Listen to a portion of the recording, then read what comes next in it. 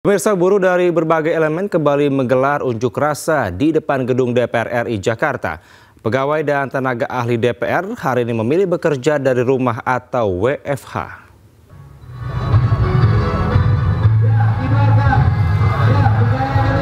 Unjuk rasa digelar di sejumlah titik di Jakarta.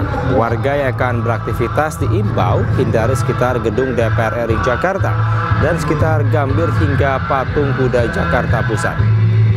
Skenario rekayasa lalu lintas telah disiapkan namun bersifat situasional. Selain itu, opsi rekayasa juga disiapkan KAI Komuter Line di pelintasan Tanah Abang Palmerah. Pengguna KRL diimbau memilih stasiun alternatif keberangkatan selain stasiun Palmerah. Ini menyuarakan isu perjuangan buruh Indonesia. Saat ini buruh masih memadati depan gedung DPR RI dan berikut laporan rekan kami Anissa Rizkia dari lokasi.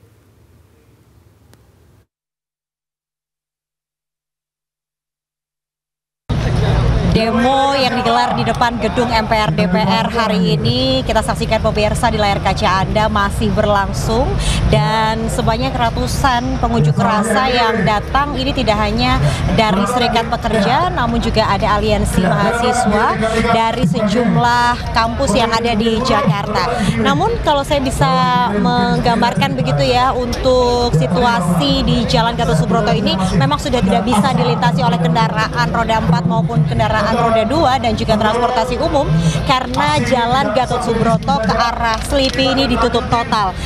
Dan rekayasa lalu lintas pun juga diberlakukan dikarenakan jumlah masa aksi yang terus mengalami penambahan hingga siang hari ini di depan gedung MPR DPR.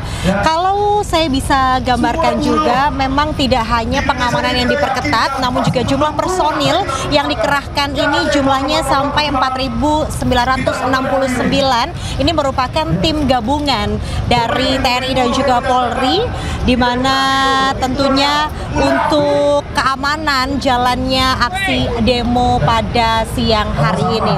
Adapun beberapa tuntutan yang diorasikan oleh para pengunjuk rasa, diantaranya yang pertama yaitu para pengunjuk rasa meminta agar pemerintah menghapus sistem outsourcing, kemudian menaikkan upah minimum para pekerja, dan pemerintah bisa meningkatkan upah minimum pekerja dengan angka ditambah 8,5% hingga 10,5%.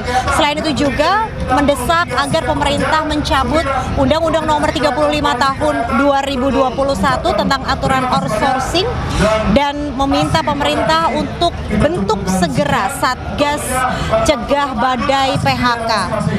Dan yang keenam adalah menaikkan PTKP dengan 4,5 juta rupiah, ini dinaikkan menjadi 7,5 juta rupiah per bulannya. Dan tadi juga kami sempat menyimak begitu ada tuntutan mengenai pemerintah segera mengesahkan RUU perampasan aset.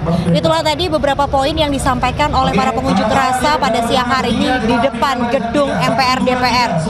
Demo yang berlangsung kondusif dan juga damai ini tentunya diikuti berbagai elemen buruh begitu, yang mana menurut informasi yang kami dapatkan dari gedung DPR sendiri begitu ada himbauan kepada para pegawai untuk bisa bekerja dari rumah karena memang akses menuju ke dalam gedung ini memang sejak pagi tadi sudah dilakukan pengetatan dan pegawai pun juga mengalami kesusahan untuk masuk ke dalam gedung begitu.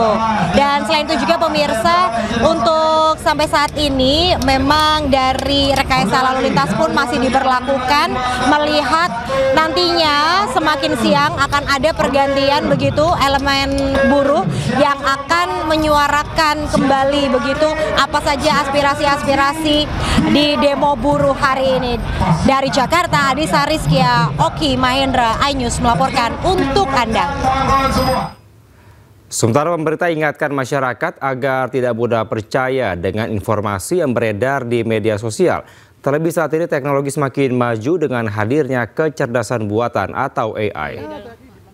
Presiden ya membahas segala macam ya tentang situasi di Hal tersebut disampaikan Kepala Badan Pengendalian Pembangunan dan Investigasi Khusus atau Bapisus Aris Marsudianto usai rapat terbatas bersama dengan Presiden Prabowo Subianto di Kompleks Kepresidenan Jakarta. Aris menyebut masyarakat harus menyaring informasi yang diterima dan jangan terpengaruh dengan hoax. Presiden meminta seluruh jajaran pemerintah bersama dengan aparat keamanan menjaga stabilitas nasional agar pembangunan berjalan sesuai rencana. Presiden sendiri mungkin ada nggak yang disampaikan lewat Bapak tadi saat rapat di dalam? maksudnya? Jadi Pak Presiden apa memberi imbauan atau pesan juga melalui menteri-menterinya gitu Pak? Ya, itulah petunjuk dari Pak Presiden ya untuk menjaga kondusivitas ya di negeri ini karena pemerintah sudah on the right track ya untuk pembangunan ini, program-programnya sudah berjalan dengan baik ya, sudah sampai ke bawah ke masyarakat ya. Itu marilah kita junjung rasa persatuan karena Indonesia akan maju dengan satu kunci yaitu. Pemirsa, warganet digegerkan dengan isu penggunaan ompreng atau food tray makan bergizi gratis yang diimpor dari Cina diduga mengandung minyak babi. Pemerintah pun hingga kini masih belum menemukan bukti akan hal tersebut dan akan melakukan cek and recheck.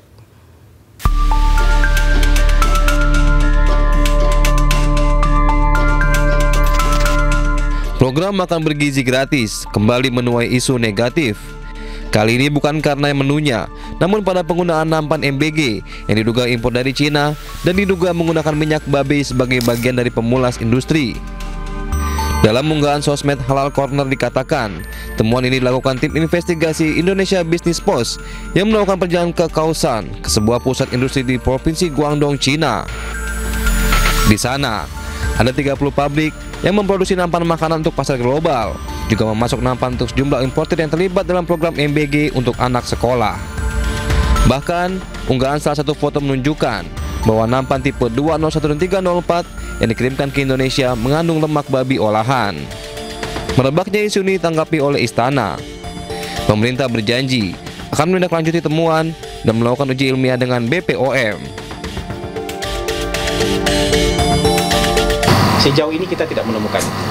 Tapi kalau memang ada kekhawatiran soal itu, kita uji ya. Bisa diuji di BPOM, bisa di. Tadi saya sudah koordinasi sama Kepala BPOM. Kepala BPOM bilang, oh kita bisa uji kok. Untuk membuktikan itu nanti kita tunggu aja. Badan POM akan menindaklanjuti isu ini dalam bentuk akan mengetes.